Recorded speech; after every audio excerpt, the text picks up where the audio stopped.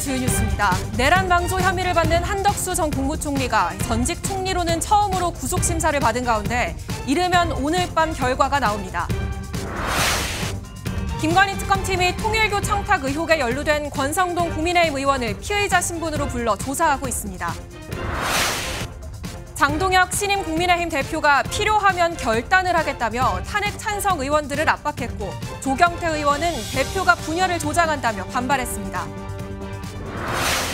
이재명 대통령이 방미 마지막 일정으로 한화 필리조선소를 찾아 마스가 프로젝트의 의의를 강조했습니다. 시청자 여러분 안녕하십니까? 한덕수 전 총리도 구속기로에 서 있습니다. 혐의는 내란 방조, 김용현 전 국방부 장관, 이상민 전 행안부 장관에 이어 윤석열 정부 국무위원 세 번째 구속영장이 청구된 겁니다. 특검은 362쪽에 달하는 구속 의견서를 제출했습니다. 현재 상황은 취재기자 연결해서 자세히 알아보겠습니다. 박경 기자, 한덕수 전 총리에 대한 구속 심리심사 언제 종료가 됐습니까? 네, 한덕수 전 국무총리의 구속심문은 조금 전인 5시쯤 끝이 났습니다. 구속기로에 놓인 한 전 총리는 오늘 오후 1시 반부터 진행된 영장실질심사에 직접 출석했는데요. 3시간 반가량 진행된 신문 후에 법정을 나서면서 취재진의 질문에는 묵묵부답으로 일관했습니다. 계엄 정당화하기 위해서 국무위원들 부르신 겁니까? 선포문은 왜 안 받았다고 하신 건가요? 조은석 특별검사팀은 지난 24일 한 전 총리를 내란 우두머리 방조 및 위증 등의 혐의로 구속영장을 청구했습니다. 신문이 종료되면서 이제 재판부의 검토 절차만 남아있는데요. 이르면 오늘 밤 결정이 날 것으로 보이는데 결과가 나오기 전까지 한 전 총리는 서울구치소에서 대기하게 됩니다. 한 전 총리에 대한 구속영장이 발부된다면 지난 정부 국정 1인자였던 윤 전 대통령에 이어 2인자인 한 전 총리, 그리고 이상민 전 행정안전부 장관까지 같은 구치소에 수감되게 됩니다. 그렇다면 오늘 신문에선 어떤 내용이 중점적으로 다뤄졌습니까? 네, 특검팀은 오늘 신문에서 한 전 총리의 범죄의 중대성과 구속의 필요성을 강조한 것으로 전해졌습니다. 특검팀은 362쪽에 이르는 구속 필요 의견서를 미리 제출하고 오늘 신문에는 160장가량의 PPT 자료도 준비했는데요. 특검팀은 한 전 총리가 윤석열 전 대통령의 불법 비상계엄 선포를 막지 못하고 사실상 도왔다고 보고 있습니다. 또 한 전 총리가 비상계엄의 절차적 정당성을 확보하기 위해 계엄 전 국무회의 소집을 건의하고 사후 선포문을 작성하고 폐기한 혐의도 적용했습니다. 그간 한 전 총리는 계엄 관련 문건을 받은 적도 본 적도 없다고 증언하다가 특검이 CCTV 영상을 확보하자 진술을 바꾸기도 했는데요. 특검팀은 한 전 총리가 위증과 거짓말을 했기 때문에 증거를 인멸할 우려가 크다고 강조한 것으로 알려졌습니다. 특검팀은 내란 가담, 방조 혐의로 국무위원들에 대한 수사를 확대하고 있는데요. 한 전 총리의 구속 여부가 수사의 분수령이 될 것으로 보입니다. 지금까지 서울중앙지법에서 전해드렸습니다. 김건희 특검팀이 통일교 청탁 의혹과 관련해 정치권과 연결고리 역할을 한 것으로 의심받는 권성동 국민의힘 의원을 피의자로 불러 조사했습니다. 취재진 앞에 선 권 의원은 없는 죄를 만들 수 없다며 모든 의혹에 결백하다는 뜻을 재차 강조했습니다. 노아린 기자의 보도입니다. 민중기 특별검사팀이 통일교 청탁 의혹에 연루된 권성동 국민의힘 의원을 피의자 신분으로 소환했습니다. 취재진 앞에 선 권 의원은 결백하다는 기존 입장을 재차 강조했습니다. 특검이 무리수를 쓴다 한들 없는 죄를 만들 수가 없는 것이고 가서 있는 그대로 소명하고 저희 당당함을 입증해 내겠습니다. 권 의원은 정치자금을 받은 사실을 인정하냐는 질문엔 어떠한 금품을 수수한 바가 없다고 짧게 답했습니다. 특검팀은 권 의원에게 통일교를 접촉하게 된 계기나 관계 등을 집중적으로 캐물은 것으로 전해졌습니다. 권 의원은 2021년에서 2024년 윤영호 전 통일교 세계본부장으로부터 통일교 행사 지원 등을 요청받으며 불법 정치자금 1억 원을 수수한 혐의를 받고 있습니다. 특검팀은 2023년 국민의힘 전당대회에서 권 의원을 밀기 위해 통일교 교인들이 집단 입당했다는 의혹에 대해서도 들여다보고 있습니다. 권 의원은 건진법사 전성배 씨와 윤 전 본부장의 대화에서도 윤심으로 지목된 바 있습니다. 권 의원의 당대표 불출마로 난처해하던 윤 전 본부장에게 전 씨가 비례는 받을 수 있도록 조치하겠다고 한 비례대표 약속 정황도 드러났습니다. 특검팀은 당시 전당대회에서 통일교의 전방위 지원 여부와 권 의원이 비례대표 약속에 관여했는지를 의심하고 있습니다. 특검팀은 권 의원에 대한 추가 소환과 함께 구속된 전 씨 등과의 대질 조사도 검토 중인 것으로 전해졌습니다. MBN 뉴스 노하린입니다. 국민의힘 전당대회가 마무리되면서 국민의힘 의원들을 향한 3대 특검 수사도 본격화할 전망입니다. 오늘 김건희 특검에 출석한 권성동 의원을 포함해 추경호, 윤상현 의원 등 적어도 9명이 수사 선상에 올라 있습니다. 박혜빈 기자가 보도합니다. 3대 특검 수사 선상에 오른 국민의힘 의원은 지금까지 확인된 것만 9명입니다. 이 가운데 수사 대상 의원이 가장 많은 건 김건희 여사 관련 의혹을 수사하는 민중기 특별검사팀입니다. 특검팀은 앞서 명태균 공천 개입 의혹과 관련해 윤상현 의원을 피의자 신분으로 소환해 조사했고 조은희, 윤한홍 의원도 참고인으로 불러 조사했습니다. 통일교 청탁 의혹과 관련해서는 권성동 의원 소환과 함께 통일교 신자들의 대규모 당원 가입 여부를 확인하기 위해 국민의힘을 상대로 압수수색 영장을 다시 청구할 계획입니다. 양평 군수를 지내며 서울 양평고속도로 종점 변경 과정에 개입했다는 의혹을 받는 김선교 의원 역시 조만간 특검팀에 소환될 것으로 보입니다. 조은석 내란 특검팀은 비상계엄 해제안 표결 방해 의혹을 수사하며 국민의힘 수뇌부를 정조준하고 있습니다. 추경호 전 원내대표는 계엄 선포 직후 비상의원 총회 장소를 수차례 바꿔 표결을 방해하려고 했다는 의혹을 받고 있습니다. 지난 21일 국회 사무처 압수수색 당시 영장에는 추 전 원내대표가 피의자로 적시돼 있던 것으로 파악됐습니다. 특검팀은 자료 분석이 끝나는 대로 추 전 원내대표를 비롯해 나경원 의원 등 국민의힘 의원들을 차례로 불러 조사할 것으로 보입니다. 이명한 순직해병 특검팀은 수사 외압 의혹과 관련해 국가안보실 2차장을 지낸 임종득 의원을 조사했고 금융로비 의혹과 관련해서는 이철규 의원을 조사할 예정입니다. 3대 특검이 수사의 속도를 높이는 가운데 장동혁 국민의힘 신임 당대표는 특검 대응팀을 꾸리겠다고 밝히는 등 전략적 대응을 예고했습니다. MBN 뉴스 박혜빈입니다. 김건희 특검팀은 관저공사에서 김 여사가 특정 업체에 특혜를 준 것 아니냐는 의혹도 수사 중입니다. 그런데 MBN 취재 결과 특검팀이 의혹을 감사했던 감사원의 부실 감사를 뒷받침하는 진술을 확보한 것으로 파악됐습니다. 특혜를 받은 업체에 대한 진술을 듣고도 진술서에 적지도 않았다는 겁니다. 이혁재 기자가 단독 취재했습니다. 윤석열 정부 대통령실 관저공사 특혜 의혹을 들여다보고 있는 민중기 특별검사팀은 최근 감사원을 2차례 압수수색했습니다. 관저 이전과 증축 공사를 맡게 된 인테리어 업체 21g의 선정 배경을 제대로 감사했는지 살펴보는 겁니다. 감사원은 해당 의혹에 대한 국민감사가 청구된 이후 2년이란 시간을 들였으면서도 김건희 여사의 개입 여부를 파악하지 못해 부실 감사란 비판을 받아왔습니다. 감사원이 조직적, 체계적으로 대통령의 불법을 덮고 김건희를 보호하고 그런데 MBN 취재 결과 특검팀이 관저공사 관계자로부터 부실 감사에 대한 증언을 확보한 것으로 파악됐습니다. 이미 공사하고 있던 업체를 제치고 이른바 여사님 업체로 불리던 21g이 공사업체로 선정된 배경을 감사원 조사 때 모두 진술했지만 진술서에 담기지 않았다는 내용입니다. 공사 관계자가 왜 진술 내용이 적히지 않았냐고 따지자 감사원 측은 조사 범위가 아니다라는 이유를 댔다는 진술도 특검팀은 확보했습니다. 실제 감사원이 공개한 감사 결과에는 대통령실의 점검 소홀 같은 내용만 지적했을 뿐 21g 특혜 의혹에 대해서는 결론을 내지 않았습니다. 특검팀은 이 같은 진술 등을 토대로 감사원이 김 여사와 21g의 유착 의혹에 대한 감사를 의도적으로 피한 것은 아닌지 파악하고 있습니다. MBN 뉴스 이혁재입니다. 오늘 정치권의 관심은 대통령실 우상호 정무수석과 장동혁 신임 국민의힘 대표와의 첫 만남에 쏠렸습니다.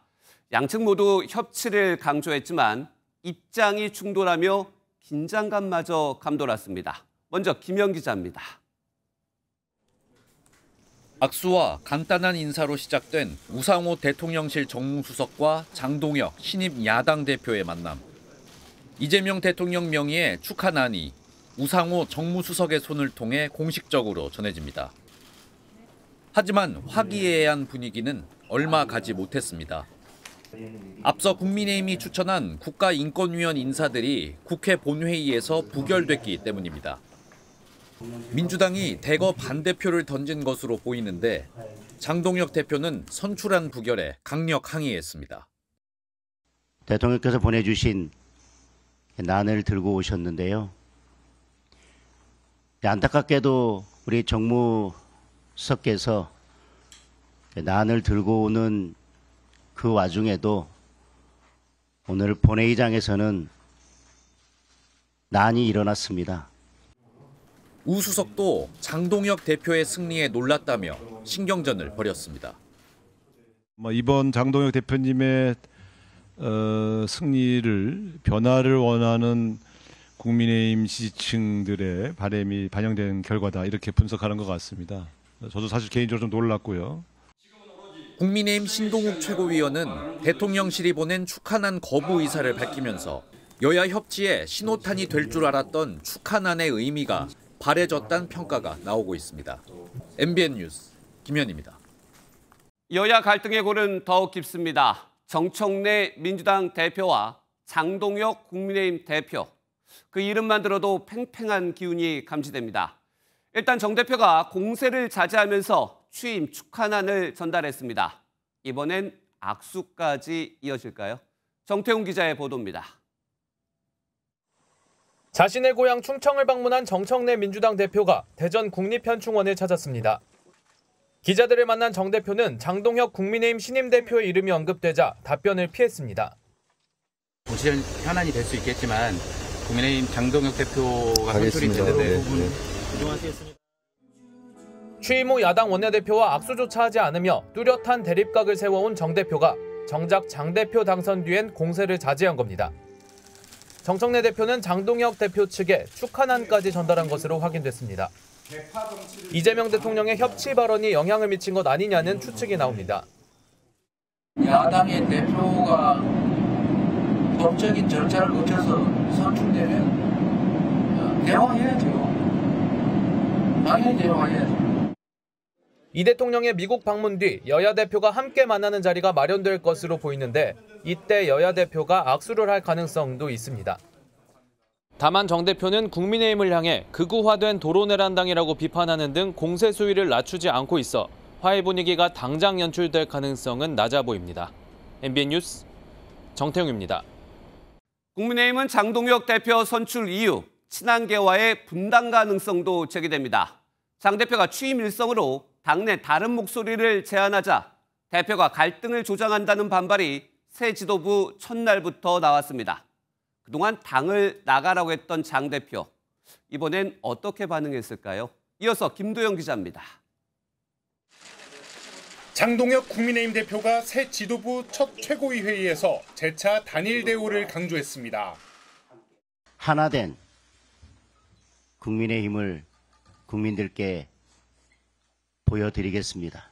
국민의힘의 당원 모두가 하나 돼서 앞으로 전진해야 할 것입니다. 하지만 첫날부터 균열의 목소리가 나왔습니다. 찬탄파 조경태 의원은 다수 의견은 무조건 따라야 한다는 것은 역사적으로도 아주 참혹하고 불행한 사례들을 남겼다며 히틀러가 대표적이라고 강조했습니다. 장 대표가 조 의원을 향해 결단을 하라며 사실상 탈당을 압박한 걸 두고는 대표가 갈등을 조장한다고 맞받았습니다. 일각에서 분당설까지 나오자 장 대표도 속도 조절에 나서는 분위기입니다. 전당대회가 끝났습니다. 조경태 의원께서 이런저런 말씀을 하시는데 이제 그거에 대해서 제가 일일이 대응할 필요는 없다고 생각합니다. 전당대회 때 나왔던 발언과 비교하면 수위가 낮아진 것으로 통합을 위한 수위 조절에 나선 것이란 분석이 나오고 있습니다. 친한계도 우선 지켜보자는 기류입니다. 한 친한계 의원은 장 대표는 전략적 판단을 하는 성격이라며 전당대회와는 달라진 모습을 보일 것이라고 전망했습니다. 또 다른 친한계 의원은 장 대표가 강성 발언을 당선 직후 곧바로 거둘 순 없으니 일단 기다려봐야 한다며 당신만 바라보면 안 된다는 것을 대표도 알 것이라고 밝혔습니다.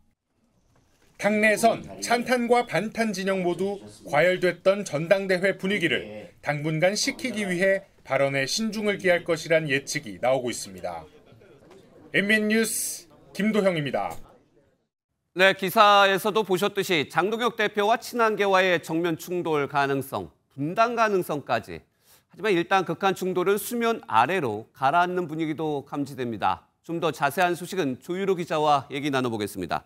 조 기자, 가장 큰 관심, 장동혁 대표가 그동안의 다른 목소리, 친한계 의원 축출하겠다, 이런 얘기도 있었는데 이게 가능한 얘기입니까? 일단 장 대표는요, 전당대회 기간 내내 찬탄파를 향해서 내부 총질 세력이라고 강하게 비판했습니다. 네. 당대표가 된 이후에도 필요한 경우 결단하겠다고 하면서도 오늘은 과거는 있자는 점에 방점을 뒀습니다. 네. 우리 당에 내란 동조 세력이 있다며 국민의힘과 우리 동지들을 팔아넘기는 것, 그게 부끄러운 겁니다, 여러분.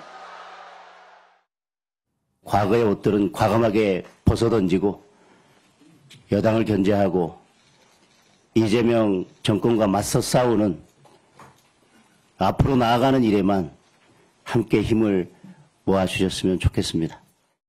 예, 지금 보셨겠지만 당선 전후가 표정부터 해가지고 말까지 묘하게 뉘앙스가 달라요. 어떻습니까? 실제로 당을 이끄는 대표가 된 이상 네. 현실적인 고민을 할 수밖에 없기 때문으로 보입니다. 선거 때야 선명성을 강조하기 위해서 강경한 목소리를 낼 수 있지만 당대표로서 내년 지방선거를 위해서라도 확장성을 고려하지 않을 수 없다는 겁니다. 인위적으로 특정 사람을 배제하겠다는 의미로까지는 저는 그렇게 보진 않았고요. 개헌 저지선까지 무너지거나 위협한다면 저는 더 이상 그 당의 존립도 위태로울 수 있다라고 봅니다.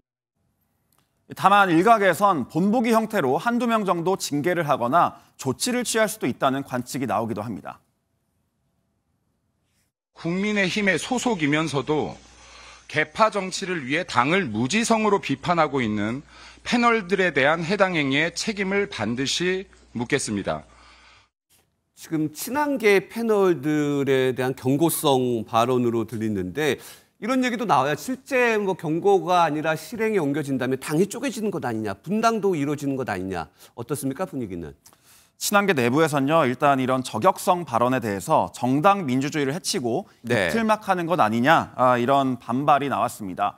그러면서도 분당 가능성에 대해선 절대 없다, 이렇게 잘라 말했습니다. 네. 박근혜 전 대통령 탄핵 이후 분당한 바른정당이 실패한 사례, 또 친한계 다수가 비례대표라는 점 때문에 탈당이나 신당 창당으로 이어지긴 쉽지 않을 거란 겁니다. 한 전 대표 측은 일단 새 지도부의 행보를 지켜보면서 저변을 넓히기 위한 움직임도 시동을 건다는 계획인데요. 결론적으로 한 지붕 두 가족 느낌의 불편한 동거가 당분간 지속될 전망입니다. 네, 내년 지방선거를 앞두고 불편한 동거는 언제까지 이어질지도 지켜봐야겠습니다. 장 대표가 취임하면서 전환길 씨에 대한 거취도 상당히 궁금해지고 있어요. 실질적으로 지명직 최고위원이다, 아니면 공천이다, 이런 얘기도 나오는데 어떻습니까? 한 TV 토론회에서 한동훈 전 대표와 전환기 씨 중에서 한 명을 공천해야 한다면 누굴 하겠느냐, 이런 질문이 있었는데 그랬죠. 장 대표가 전환기 씨를 택했었죠. 밸런스 게임이었다곤 하지만 반대로 말하자면 질문을 피하자면 피할 수 있었는데 굳이 대답을 한 거였거든요. 물론 공천은 아직 먼 얘기이기 때문에 그보다는 지명직 최고위원을 비롯한 주요 당직에 기용할 수 있지 않겠느냐는 얘기마저 나옵니다. 제대로 싸울 수 있는 분들, 그 자리에 가서 제대로 민주당과 이재명 정부와 싸울 수 있는 분들로 저는 인선을 하겠습니다. 다만 실제로 전 씨를 중용할 경우 당 내부는 물론 외부 반발이 예상되는 만큼 실제 가능성이 있을지는 지켜봐야 할 것 같습니다. 네, 여기까지 듣도록 하겠습니다. 정치부 조유로 기자였습니다. 네, 다음 소식입니다. 검찰개혁 속도를 놓고 범여권 내 파열음이 새어나오고 있습니다. 개혁의 키를 쥔 정성호 법무부 장관이 거듭 신중론을 강조하자 정 장관이 검찰의 감언이설에 속았다는 반발이 터져 나왔습니다. 이승민 기자입니다. 민주당이 추진하는 검찰개혁안에 최근 제동에 나선 정성호 법무부 장관. 중대범죄수사청을 행안부 산하에 두는 안에 공개적인 우려를 표명하기도 했습니다. 중수청, 경찰, 국가수사본부가 행안부 밑에 들어가게 됩니다. 어떤 권한들이 집중돼 갖고 상호 인적 교류가 가능한 상태에서 어떤 문제가 발생할지 이런. 수사와 기소를 분리한다는 전제하에 기존 검찰청 명칭을 유지할 수 있다는 가능성도 열어뒀습니다. 여당 내 검찰개혁 특위가 추진하는 방안과는 배치되는 내용입니다. 아직 개혁안을 만드는 과정이지만 엇박자가 지나치다는 불만이 여당 내에서 나왔습니다.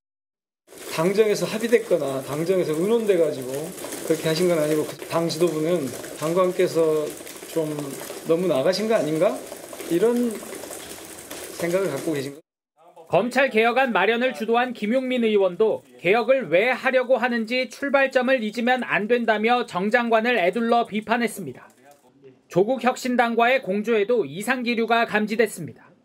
황운하 의원은 검찰의 감언이설에 정 장관이 속았다며 정 장관을 직격했습니다. 정 장관은 수사, 기소, 분리 원칙은 변하지 않는다고 진화에 나섰지만 검찰개혁을 놓고 당정 간 힘겨루기가 시작됐다는 분석도 나옵니다. MBN 뉴스 이승민입니다. 어젯밤 서울 강서구의 한 오피스텔에서 새 모녀가 추락해 숨졌습니다. 현재까지 범죄 혐의점은 발견되지 않은 가운데 경찰은 정확한 사건 경위를 조사하고 있습니다. 최하원 기자가 보도합니다. 경찰이 오피스텔 주변에 가림막을 설치한 뒤 현장을 서둘러 수습합니다. 감식을 위해 건물을 분주하게 오가는 경찰의 모습도 발견됩니다. 어젯밤 9시 반쯤 서울 강서구 12층 오피스텔 건물에서 여성 3명이 추락했다는 신고가 접수됐습니다. 쿵 소리가 나더니 그래서 저는 그게 뭔가 해서 안에 들여다봤는데 사람, 여자 3명이 누워있는 것을 확인을 해서 여성 2명은 현장에서 숨진 채 발견됐고 나머지 여성 1명은 병원으로 이송됐지만 끝내 숨졌습니다. 숨진 여성 1명은 40대, 나머지 2명은 10대로 조사됐는데 이들은 모녀 사이로 확인됐습니다. 경찰은 이들이 옥상에서 스스로 뛰어내린 것으로 추정된다며 타살 혐의점도 발견되지 않았다고 밝혔습니다. 또한 유서는 발견되지 않은 것으로 알려졌는데 집안에 채무와 관련된 메모가 남겨진 것으로 전해졌습니다. 다만 숨진 세 모녀는 기초생활수급자는 아닌 것으로 전해졌습니다. 오늘 오전 유족을 불러 조사한 경찰은 정확한 사건 경위를 파악하기 위해 휴대전화 포렌식도 검토하고 있습니다. MBN 뉴스 최하원입니다. 1,700만 원이 든 쇼핑백을 챙겨가려던 보이스피싱 수거책이 현장에서 붙잡혔습니다. 휴가 중이던 형사의 눈썰미 덕분이었습니다. 김영현 기자입니다. 택시에서 내린 남성이 휴대전화로 주변부터 촬영하기 시작합니다. 건물 간판을 찍어 누군가에게 사진을 보냅니다. 바로 옆 도로에는 승합차 한 대가 멈춰서 있습니다. 휴가 중인 형사가 차량 안에서 남성의 수상한 행동을 지켜보고 있던 겁니다. 현금 수거책의 전형적인 패턴인 내려서 자기 위치를 사진 찍어서 보고한다. 이렇게 보시면 되겠습니다. 아파트 단지로 들어간 남성은 주변을 또 촬영하고 누군가를 기다립니다. 반대편에서 통화를 하며 나타난 또 다른 남성이 둘둘만 쇼핑백을 건넵니다. 이들의 만남을 지켜보던 형사는 두 사람 모두를 붙잡았습니다. 보이스피싱 범죄를 직감한 겁니다.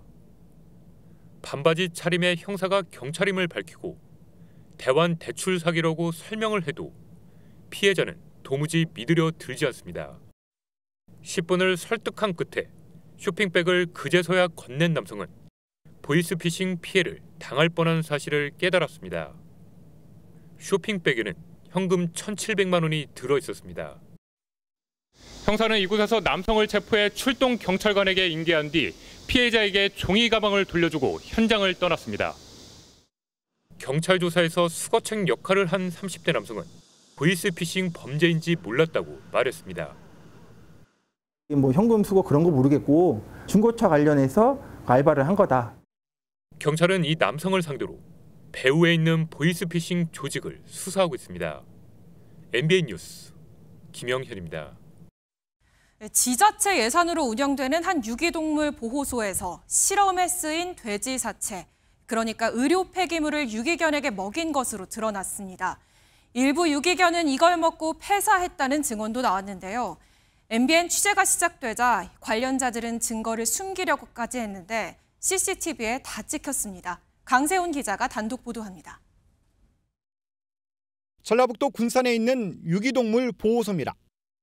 한 남성이 누군가에게 전화를 받더니 냉동창고를 비추는 CCTV 방향을 바꿉니다. 그리고 차 짐칸에 무언가를 싣고 황급히 밖으로 빠져나갑니다. 차에 실어진 건 다름 아닌 실험에 사용된 돼지 사체, 의료 폐기물입니다. 거기가 있으면 안 될 것 같고 그래서 이제 거기서 자기가 잘못했다고 식으로 얘기하더라고요. 유기동물 보호소는 군산시 예산으로 운영되는데도 사료가 아닌 실험에 쓰인 돼지를 유기견 수백 마리에게 수차례 먹인 것으로 확인됐습니다. 먹이면 한 일주일 사이에 건강한 애들이 갑자기 죽어나가고 안 좋은 것 같아서 폐기처분을 좀 제가 많이 했어요. 실험동물 사체를 유기동물 보호소에 제공한 곳은 전북 익산에 있는 한 동물실험 연구소입니다. 실험동물 사체는 외부로 유출돼 재이용되지 않도록 의료 폐기물 관리법에 따라 처리하게 돼 있습니다. 해당 연구소는 보호소에 있던 유기견까지 실험에 사용했다는 의혹도 받고 있습니다.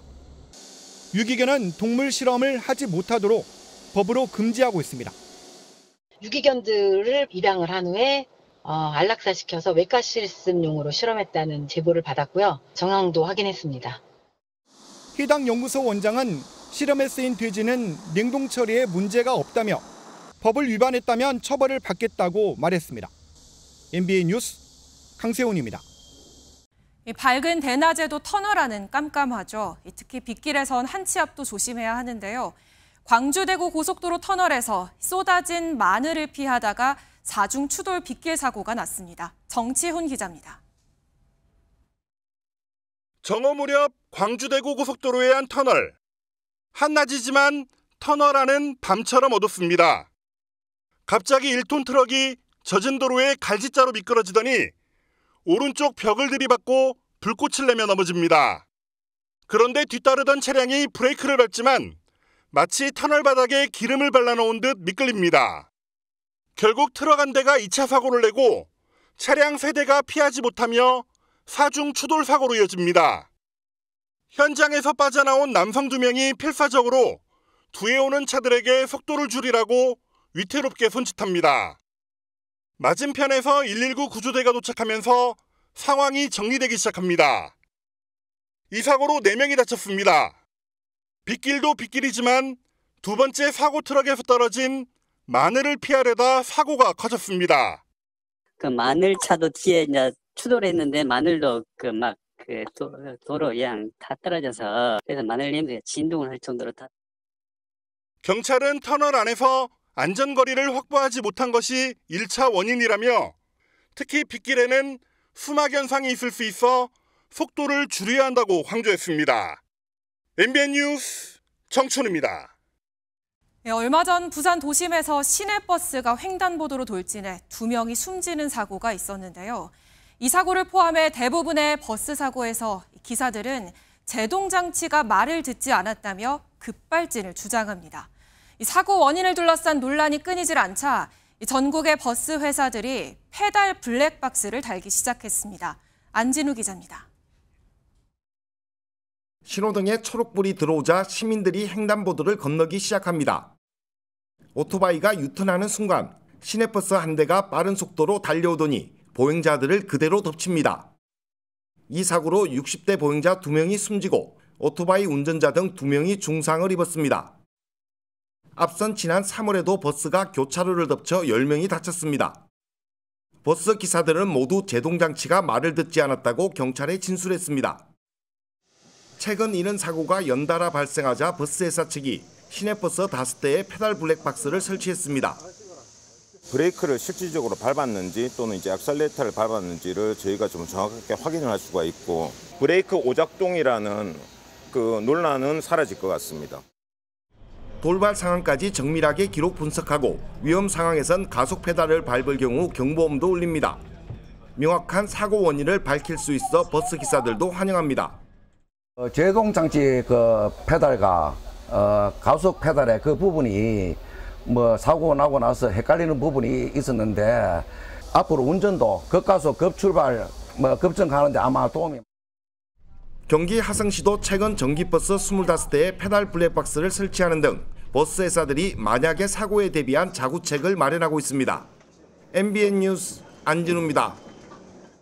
서울 강남구 구의원이 개발 제한 구역에서 마을의 공동시설 명목으로 건축 허가를 받아놓고 실제로는 카페와 임대 수익을 내고 있는 정황이 드러났습니다. 구청이 조사에 착수했는데요. 안정모 기자가 단독 보도합니다.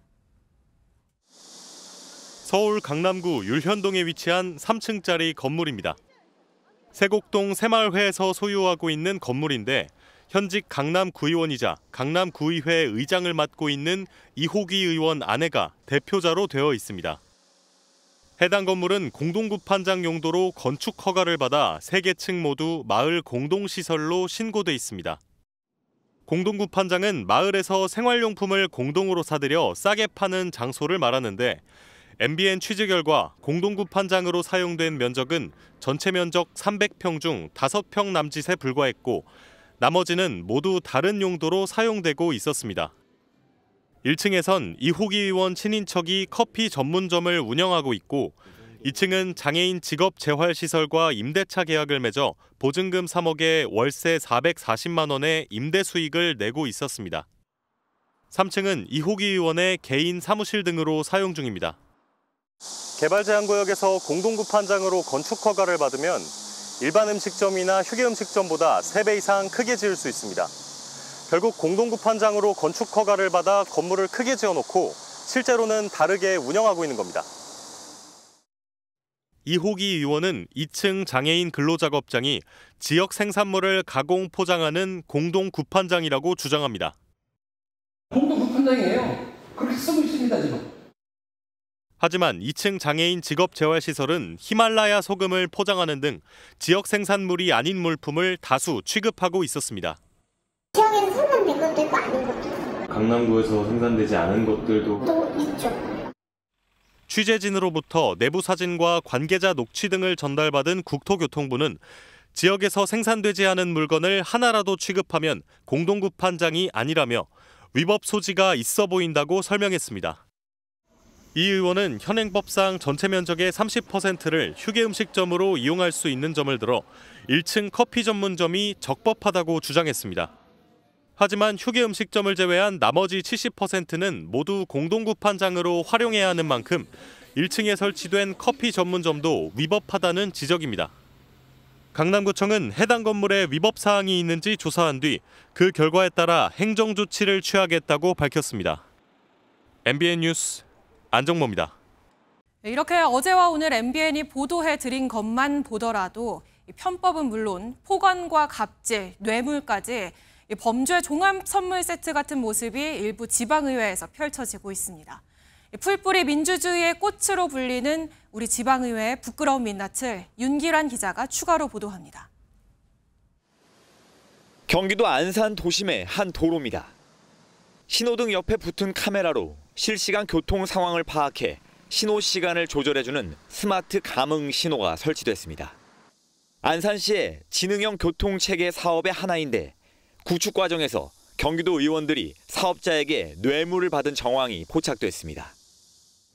사업 편의를 주는 대가로 3명의 경기도 의원이 받은 돈만 각각 수천만 원에서 수억 원에 달하는 걸로 파악됩니다.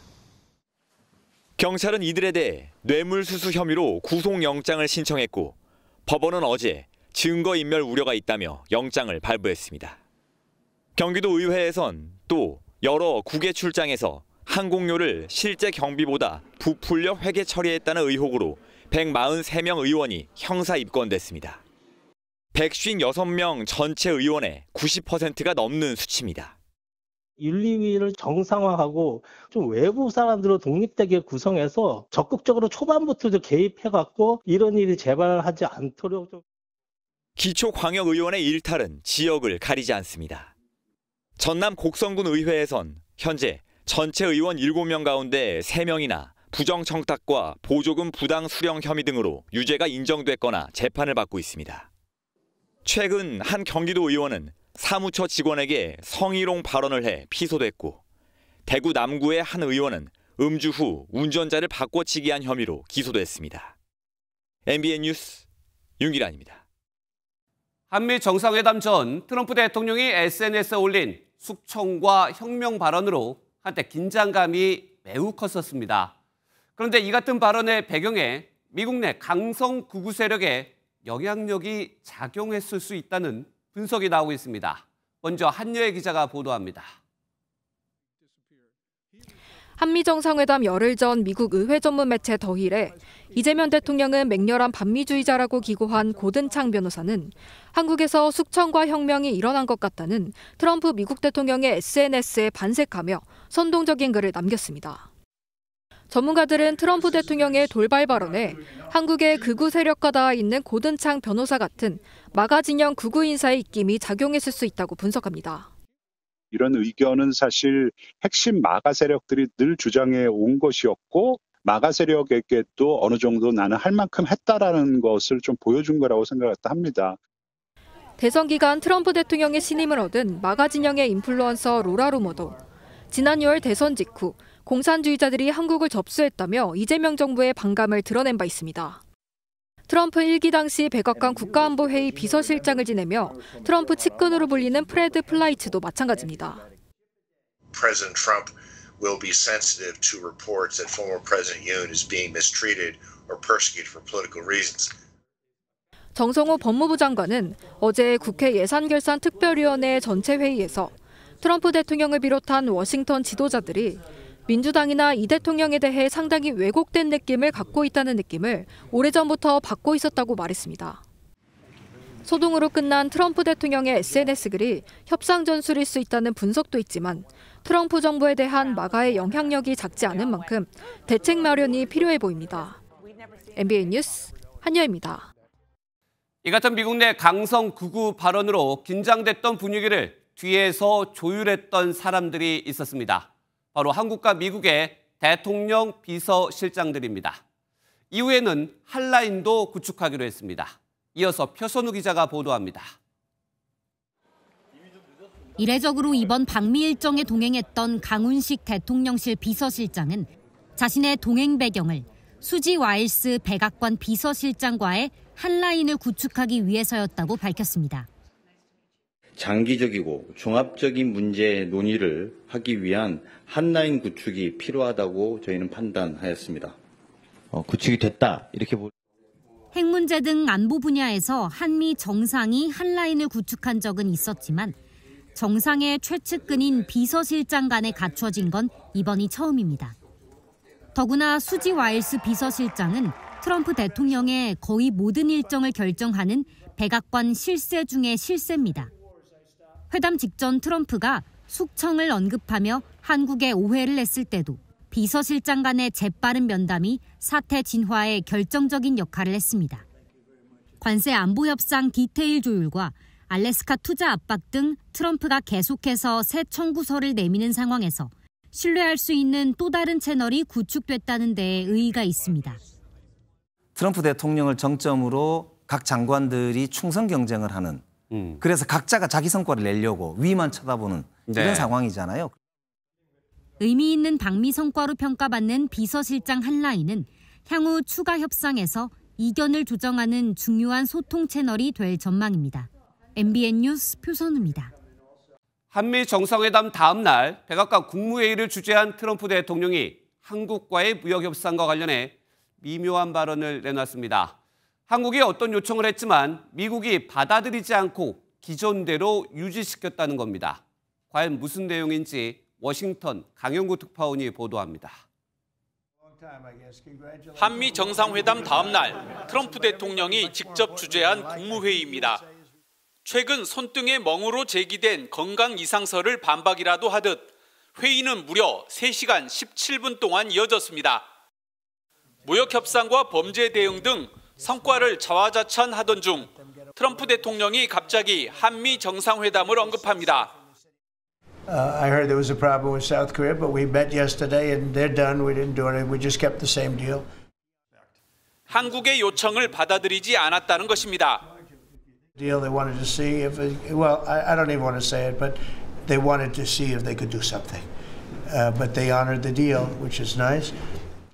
구체적인 내용은 밝히지 않았지만 자동차와 반도체, 철강 등 주요 품목의 관세가 쟁점이 된 것으로 알려졌습니다. 특히 자동차는 15% 관세 합의에도 불구하고 행정 절차 지연으로 여전히 25%가 적용되고 있고 반도체와 의약품은 최혜국 대우 구두 약속을 문서화하는 문제 등이 거론됩니다. 모두 한국의 대미 수출 핵심 품목으로 민감한 사안입니다. 하지만 정상회담 직전 트럼프 대통령의 숙청 혁명 SNS 발언 파장으로 전국이 요동친 상황에서 무역 합의와 관련한 뚜렷한 양보나 확답을 아직 이끌어내지 못한 것으로 보입니다. 트럼프 대통령의 발언은 결국 미국 우선주의 정책의 연장이었습니다.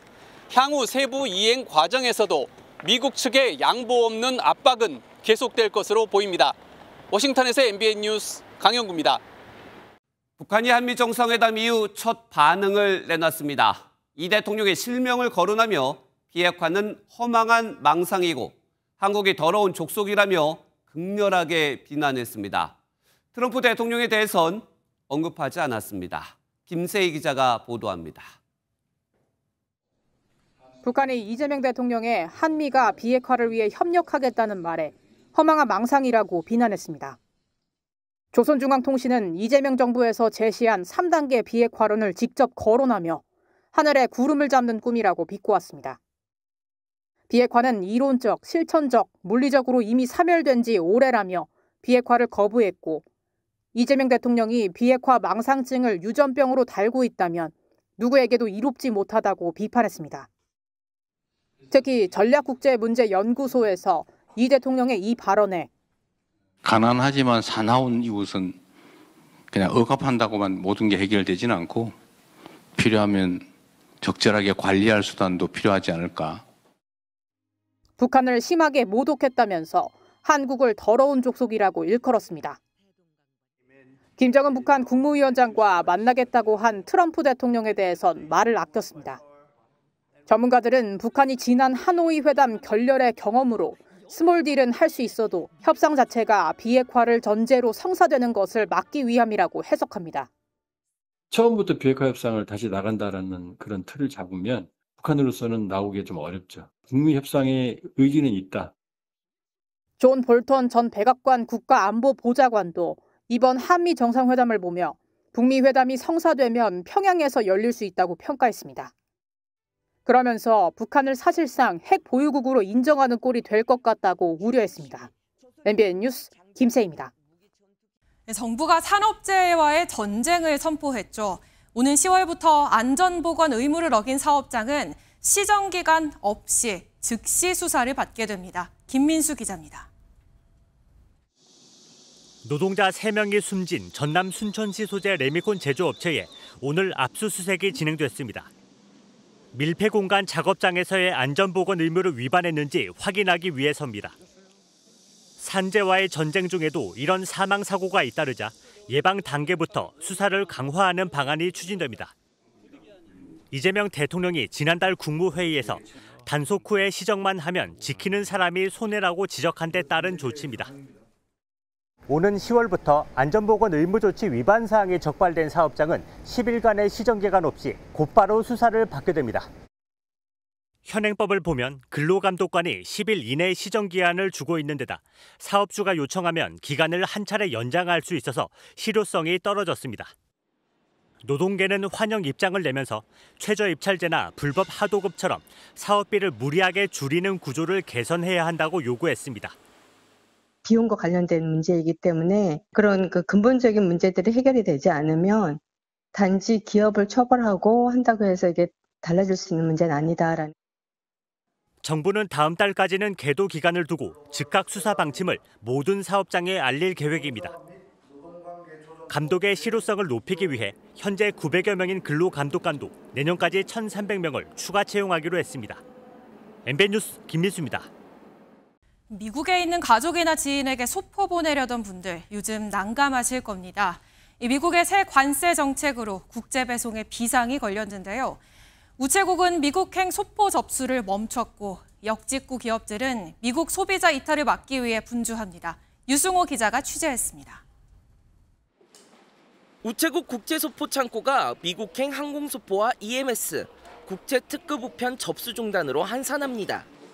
오는 29일 미국 도착품부터 모든 물품에 신고 의무와 관세가 부과되고 $800 이하 면세 혜택이 사라집니다. 우체국은 관세 대납 절차를 준비 중입니다. 미 세관 당국이 승인한 관세 대납 업체와의 협의를 통해서 한두 달 내로 저희가 관세 대납 업무 절차를 마련하고 준비하고 있고요. 현재 미국으로 소포를 보내려면 EMS 프리미엄을 이용해야 하지만 $10,000 할인에도 요금 부담이 큽니다. 제가 들고 있는 이 미국행 소포의 평소 우편 요금은 약 75,000원이었습니다. 그런데 국제소포 접수가 멈추면서 97,000원 넘게 내야지만 미국에 보낼 수 있습니다. 평소 국제배송을 이용하던 시민들은 불편을 호소합니다. 화장품 같은 제품을 주로 한국에서 미국으로 보내곤 했었는데 배가 한국을 방문할 때까지 기다렸다가 구매하는 방법밖에는 없는 것 같습니다. 외국 소비자가 한국 상품을 직접 사는 역직구 시장도 전체의 20%를 차지하는 미국 소비자 대응에 나섰습니다. 관세 부담과 통관 절차로 영향이 없지는 않을 것으로 보고 있습니다. 국내 전용 상품과 판촉물을 적극 활용하는 방안 등을 고려하고 있습니다.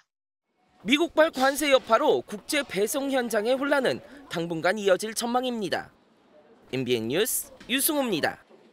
미국 여행 가신다면 음료수 고를 때 조심하셔야겠습니다.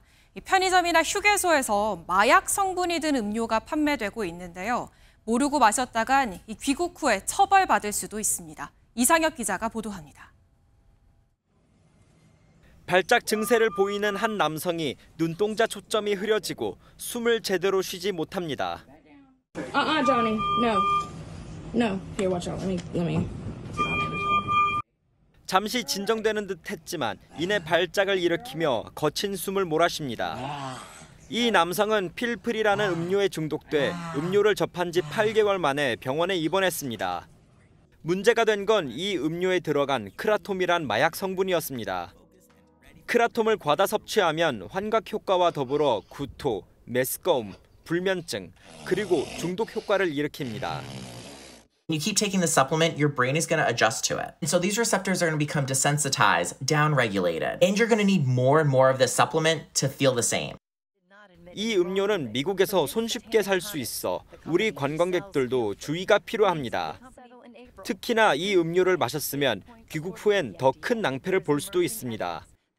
크라톰은 우리나라에서 향정신성 의약품으로 분류돼 복용하면 최대 징역 10년 또는 1억 원의 벌금을 내야 합니다.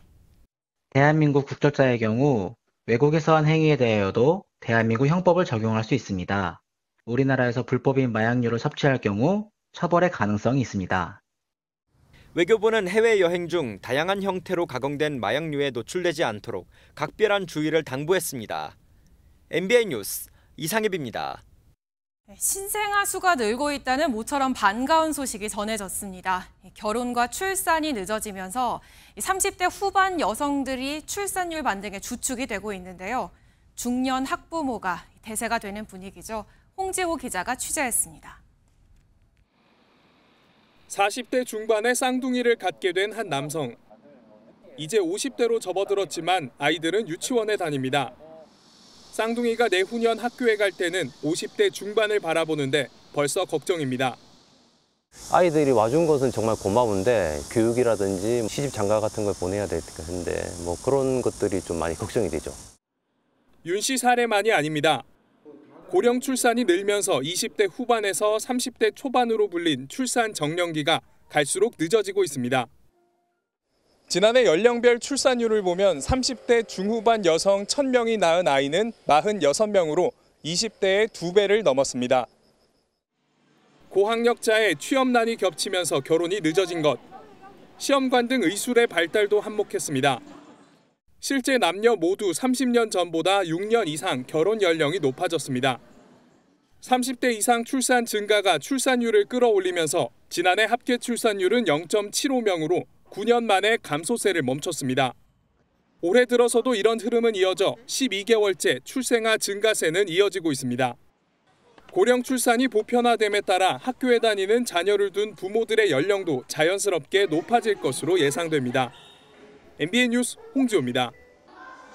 동남아시아 국가연합 아세안은 인구 7억 명의 거대한 시장입니다. 올해 아세안 정상회의는 말레이시아에서 열릴 예정인데요. 매경미디어그룹이 기회의 허브 말레이시아에서 AI와 반도체를 비롯한 새로운 파트너십을 모색하는 글로벌 포럼을 개최했습니다. 현지에서 민지숙 기자의 보도입니다. 말레이시아의 문을 연 한국 편의점입니다. 무슬림인 직장인 파틴 씨는 이곳에서 한국식 컵밥을 즐겨 먹습니다. Once a week at least, halal, and that's why I love to come to Imart24. 한국의 요리 그런 방송을 보고 직접 만들어 먹는 기까지 할 정도로 한국 식품이 인기가 좋고요. 동남아시아 비즈니스 허브 역할을 하는 말레이시아엔 현재 400여 곳의 한국 기업이 투자하고 있습니다.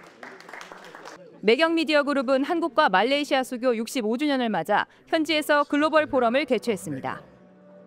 이번 포럼엔 김석기 국회 외교통일위원회 위원장과 이우연 OCI홀딩스 회장, 구본상 LIG그룹 회장, 강경성 코트라 사장 등 300여 명의 국내외 인사들이 참석해 양국의 실질적 협력 방안을 모색했습니다. If our two nations can jointly shape the future through AI development, we will be able to impact Asia's broader digital transformation. K푸드와 K뷰티 등 한국 문화가 급속도로 확산하는 말레이시아에서 기업들은 이를 넘어 미래 산업의 비즈니스 협력을 도모하고 있습니다. We want to make sure we are able to upgrade from assembly and testing to higher value-added activities such as chip design and fabrication. 올해 4.5%의 경제 성장률이 예상되는 말레이시아는 동남아시아 국가연합 아세안 의장국으로 인구 7억 명 거대 시장의 중추 역할을 하고 있습니다. 특히 오는 10월 경주에서 열리는 APEC 정상회의는 아세안 국가들 사이의 경제적 협력을 더욱 공고히 하는 계기가 될 전망입니다. 말레이시아 쿠알라룸푸르에서 MBN 뉴스 민지숙입니다. 연일 새로운 역사를 써내려가는 K-팝 데몬 헌터스가 이 넷플릭스 영화 부문 역대 1위에 올랐습니다. 이 주제곡 OST는 음악 차트의 대명사 빌보드의 역사도 새로 썼는데요. 심가현 기자가 보도합니다.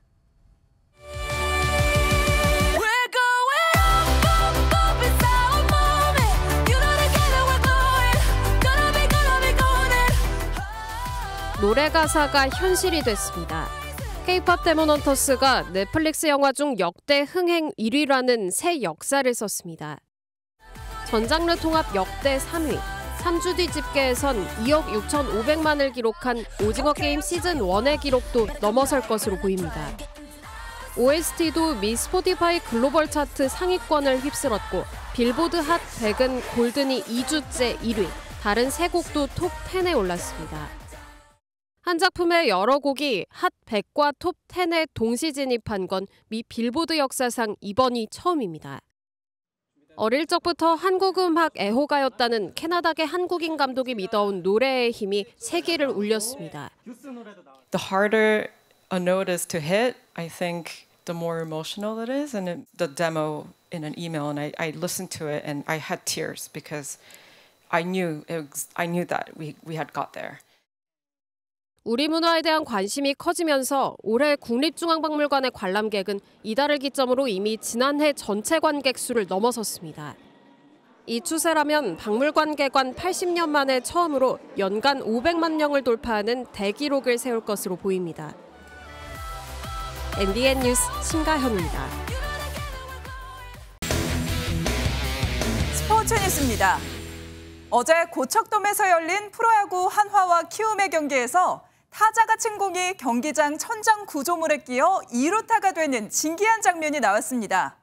행운의 주인공은 신기하다며 싱글벙글했지만 닥쳤던 개신세가 된 상대팀 선수들은 허무한 표정을 지었습니다. 이규현 기자입니다. 한 점차 팽팽한 승부가 이어지던 9회 초. 한화 노시환의 타구를 쫓던 키움 수비수들이 갑자기 멈춰서서 하늘만 가리킵니다. 선수들은 물론 중계 카메라도 공을 놓친 초유의 상황. 마법처럼 자취를 감춘 공은 잠시 뒤 파울라인 밖에 떨어졌습니다. 송성문이 재빨리 던져 3루로 뛰어가는 노시환을 태그했지만 심판은 노시환에게 더그아웃이 아닌 2루로 가라고 손짓합니다. 타구가 페어 지역에서 천장에 일정 시간 정지해 있으므로 고총들에 의해서 투베이스로 하겠습니다. 다른 구장과 달리 뚜껑이 있는 고척돔에서는 타구가 그라운드 밖 천장 구조물에 맞으면 파울이 선언됩니다. 하지만 내야 안쪽에 맞는 경우 그대로 경기가 진행되는 것으로 판단하고 공이 구조물에 낀 경우는 2루타 처리되고 주자도 2베이스 진루합니다. 내야와 외야를 구분하는 노란선 바깥쪽 천장에 맞으면 홈런으로 인정됩니다. 천장을 맞힌 타구와 관련한 별도 규정이 필요한 고척돔에선 그동안 다른 구장에선 볼 수 없는 장면이 여러 차례 나왔습니다. 지난해 7월 키움 도슨이 한화 류현진을 상대로 친 공은 내야 구조물을 맞고 외야에 떨어져 역전의 발판이 되는 점수를 만들었습니다. 8년 전 키움의 전신 넥센의 초이스는 한 경기에서 2번이나 고척돔 천장을 맞췄는데 한 번은 야수에 잡혀 아웃됐고 다른 한 번은 인플레이가 선언돼 3루타를 기록하기도 했습니다. 한국 유일의 돔구장 고척돔의 이색 규정이 만든 엇갈리는 선수들의 희비. 관중 입장에선 경기를 보는 또 다른 재미입니다. MBN 뉴스 이규현입니다. 8월의 끝자락에서 다시 무더위가 고개를 들었습니다. 오늘 수도권 등 서쪽 지역을 중심으로 다시 폭염특보가 내려졌고요. 대부분 지역의 최고 체감 온도가 33도 안팎까지 올랐습니다. 간밤 서울은 열흘 넘게 이어지던 열대야가 주춤했는데요. 하지만 오늘 밤 사이에는 25도를 웃돌며 다시 열대야가 나타나겠고요. 당분간 낮에는 30도를 웃돌며 무더위가 이어지겠습니다. 더위 속 소나기 소식도 잦겠습니다. 내일 오후에는 수도권과 충남, 제주에 5에서 40mm의 소나기가 예상되고요. 모레도 수도권과 강원, 제주에 소나기 예보가 들어있습니다. 내일 전국 하늘에 구름 많겠고요. 아침에는 충청 이남 내륙에 안개가 짙게 끼겠습니다. 내일 서울의 아침 기온은 25도로 시작해서 낮에는 32도, 대전은 33도까지 오르겠습니다. 남부지방도 낮에 전주와 광주, 대구가 33도까지 오르겠고요. 습도가 높아 체감 온도는 더 높겠습니다. 주말까지 내륙 곳곳에는 소나기가 자주 지나겠고요. 일요일 밤 중부지방을 시작으로 다음 주 월요일에는 전국에 비가 내릴 전망입니다. 날씨였습니다.